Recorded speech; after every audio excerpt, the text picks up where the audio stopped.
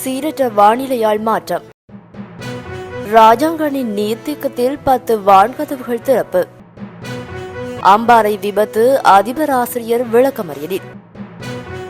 நாடாளுமன்ற உறுப்பினர்களுக்கு வரியில்லா வாகன அனுமதி பத்திரம் ரத்து.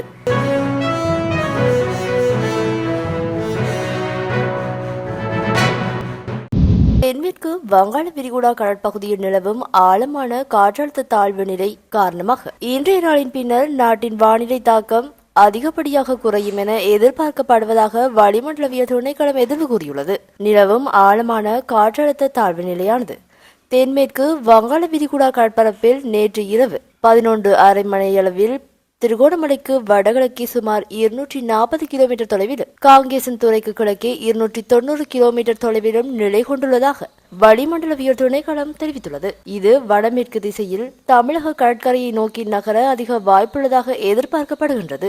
அதன்படி நாட்டின் வடக்கு மற்றும் வடமத்திய மாகாணங்களிலும் திருகோணமலை மாவட்டத்திலும் இன்று அவ்வப்போது மழை அல்லது இடியுடன் கூடிய மழை பெய்யக்கூடும். வடமாகாணத்தில் சில இடங்களில் அதிகபட்சம் 100 மில்லிமீட்டருக்கும் அதிகமான பலத்த மழை பெய்யக்கூடிய சாத்தியம் காணப்படுகின்றது. மேல் சபரகமுவ மற்றும் வடமேல் மாகாணங்களிலும் காலி, மாத்தளை மற்றும் கண்டி மாவட்டங்களிலும் அவ்வப்போது மழை பெய்யக்கூடும்.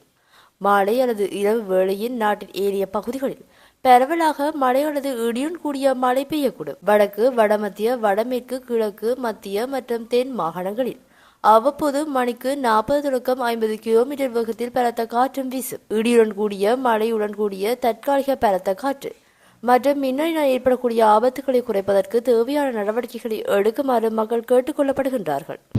சீரற்ற வானிலை காரணமாக ராஜாங்கனி நீர்த்தேக்கத்தின் 10 வான்கதவுகள் திறக்கப்பட்டுள்ளன. கடும் மழையினால் அனுராதபுரம் மாவட்டம் கடுமையான பாதிக்கப்பட்டுள்ளதாக தெரிவிக்கப்படுகின்ற நிலையில் ராஜாங்கனி நீர்த்தேக்கத்தின் 10 வான்கதவுகள் திறக்கப்பட்டதனூடாக வினாடிக்கு 11,700 கன அடி நீர் கலாஓயாவிற்கு திறந்துவிடப்படுவதாக தெரிவிக்கப்பட்டுள்ளது. இதேவேளை அங்கமுவ நீர்த்தேக்கத்தின் வான்கதவுகளை மூடுவதற்கும் ஏற்பாடுகள் செய்யப்பட்டுள்ளன. மத்திய மலைநாட்டின் மேற்கு சரிவு பகுதிகளில் தொடர்ந்தும் பெய்து வரும் கடுமழை காரணமாக நோர்டன் பிரிட்ஜ் விமல சுரேந்திர நீர்த்தேக்கத்தின் நீர்மட்டம் வான்பாயும் மட்டத்தை எட்டியுள்ளது. காசல் ரீ மற்றும் மவுசாக்களை நீர்த்தேக்கங்களின் நீர்பிடிப்பு பகுதிகளில் பெய்து வரும் மழை காரணமாக நீர்த்தேக்கங்கள் வான்பாயும் மட்டத்தை நெருங்கி வருவதாக நீர்த்தேக்கங்களுக்கு பொறுப்பான பொறியியலாளர்கள் தெரிவித்தனர். விமல சுரேந்திர, கெனியோன், லக்ஷபான, நியூ லக்ஷபான மற்றும் பொல்பிட்டியா ஆகிய 2 நீர்த்தேக்கங்களின் நீர்மட்டம் அதிகரித்துள்ளதை அடுத்து அவற்றின் அதிகபட்ச கொள்ளளவிற்கு மின்சாரம் உற்பத்தி செய்யப்படுவதாக நீர்மின் நிலையங்களுக்கு பொறுப்பான பொறியியலாளர்கள் தெரிவிக்கின்றனர். அம்பாறை காரைதீவு பிரதேசத்தில் உளவு இயந்திரம் வெள்ளத்தில் சிக்கியதில் 5 மாணவர்கள் உயிரிழந்துள்ளதுடன் மற்றும் ஒரு மாணவர் காணாமல் போன சம்பவம் தொடர்பில் நிந்தவூர் மதராசா பாடசாலையின் அதிபர் மற்றும் ஆசிரியர் ஆகியோர் விளக்கமறியலில் வைக்கப்பட்டுள்ளனர். குறித்த மதரசா பாடசாலையின் அதிபர், அதன் ஆசிரியர் ஒருவர் மற்றும் குறித்த உளவு இயந்திரத்தின் உதவியாளர்கள் 2 நேற்று போலீசாரால் கைது செய்யப்பட்டுள்ளனர். அதன்படி நேற்று பிற்பகல் அவர்களை சம்மாந்துறை பதில் நீதவான் முன்னிலையில் ஆஜர்படுத்தியதை அடுத்து மദ്രസா பாடசாலை அதிபர் மற்றும் ஆசிரியர் ஆகியோரை எதிர்வரும் 2ஆம் தேதி வரை விளக்கமறியலில் வைக்குமாறு உத்தரவிடப்பட்டுள்ளது. உளவு இயந்திரத்தின் உதவியாளர்கள் 2 பிணையில் விடுவிக்கப்பட்டுள்ளதாக தெரிவிக்கப்படுகின்றது. கடந்த 26ஆம் தேதி பிற்பகல் நேரத்தில் 11 மாணவர்கள் மற்றும் சிலர் பயணித்த உளவு இயந்திரம் நீரோட்டத்தில் சிக்கி கவிழ்ந்ததில் 6 மாணவர்கள், உளவு இயந்திர சாரதி உட்பட 8 பேர் நீரில் மூழ்கி காணாமல் போயுள்ளனர். சம்பவத்தில் உயிரிழந்த 5 மாணவர்களின் சடலங்கள், உளவு இயந்திரத்தின் சாரதி மற்றும் அதில் பயணித்த மற்றொரு நபரின் சடலங்கள் கண்டுபிடிக்கப்பட்டுள்ள நிலையில் காணாமல் போன மற்றைய மாணவனை தேடும் நடவடிக்கை முன்னெடுக்கப்பட்டு வருகின்றன. ஆபத்து காரணமாக பேருந்து சேவை கூட நிறுத்தப்பட்டிருந்த போதும் இராணுவத்தினரின் அறிவுறுத்தலை மீறி பணத்திற்காக பயணிகளை ஏற்றிச் செல்லும் உளவு இயந்திரத்தில் பிள்ளைகளை அவர்களது வீடுகளுக்கு அழைத்து செல்லுமாறு அதிபர் பணிப்புரை வழங்கியதாக போலீஸ் விசாரணையின் போது தெரியவந்துள்ளது.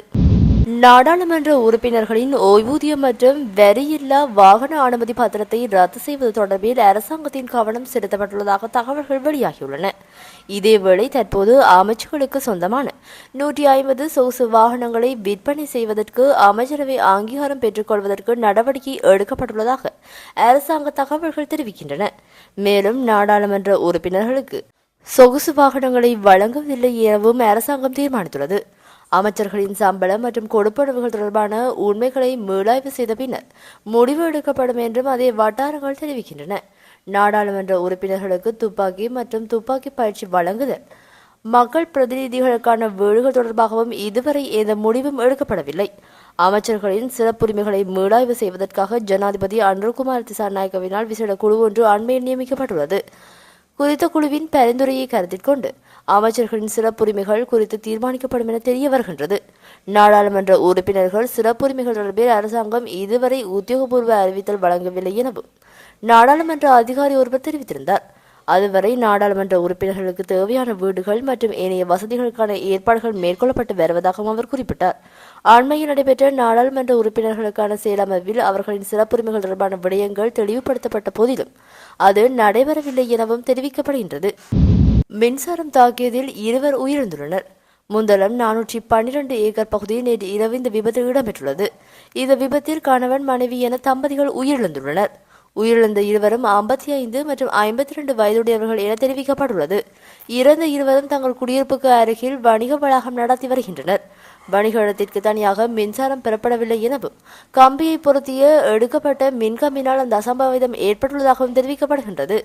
வயலில் ஏற்பட்ட பழுதை சரி செய்யும் முயற்சியில் ஈடுபட்ட கணவன் மின்சாரம் தாக்கி உயிரிழந்துள்ளதாகவும் அவரை காப்பாற்ற முயன்ற மனைவியும் மின்சாரம் தாக்கி உயிரிழந்துள்ளதாகவும் போலீசார் தெரிவிக்கின்றனர். அருகில் வசிப்பவர்கள் இருவரையும் முந்தளம் மாவட்ட வைத்தியசாலையில் அனுமதித்த போதிலும் அவர்கள் ஏற்கனவே உயிரிழந்து விட்டதாக தெரிவிக்கப்படுகின்றது.